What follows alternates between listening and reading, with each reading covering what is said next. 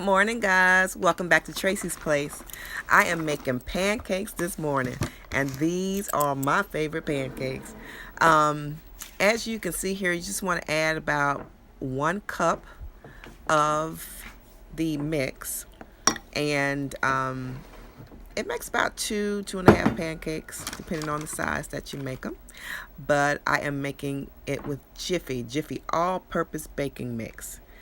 Jiffy is so good. You don't have to get anything super expensive, or if you don't have time to make it, from homemade, Jiffy is good. Here I put in about a 1/2 cup of water.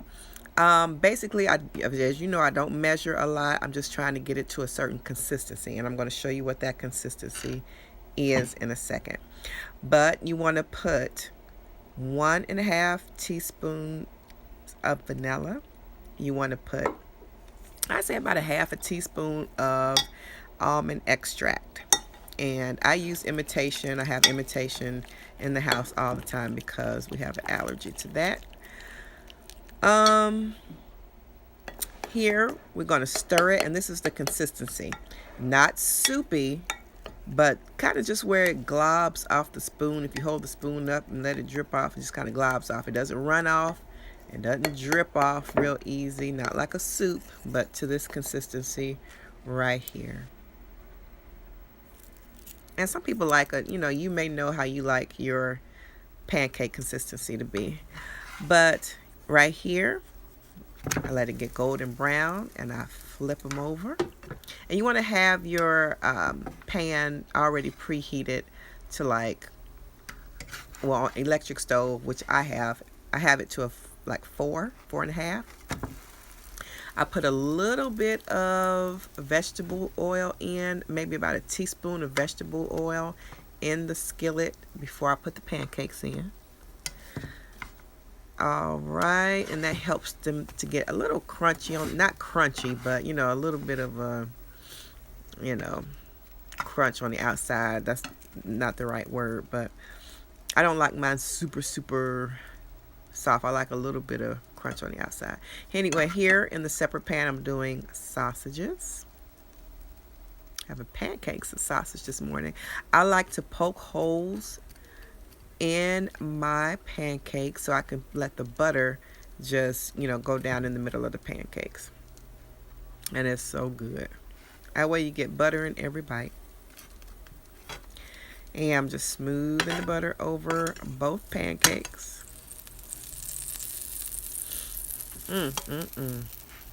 I love me some Jiffy pancakes.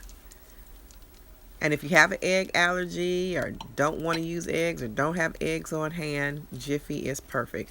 All you add is water, and you don't have to put the vanilla and stuff in if you don't want to, but that gives it flavor, and it's just so good. Makes it taste restaurant quality when you put flavorings in it. All right, so I have flipped out the first pancake. And I'm just going to go, I put the butter on that one, on the other side. And I'm going to flip the other pancake out. And going to put butter on the other side. Turning the eye off, of course. Getting that butter on that second pancake on that other side. It's nothing like pancakes in the morning. Since you poked holes on the first side, you don't have to poke holes in the second side. Putting the excess butter back. We don't need too much butter now. All right.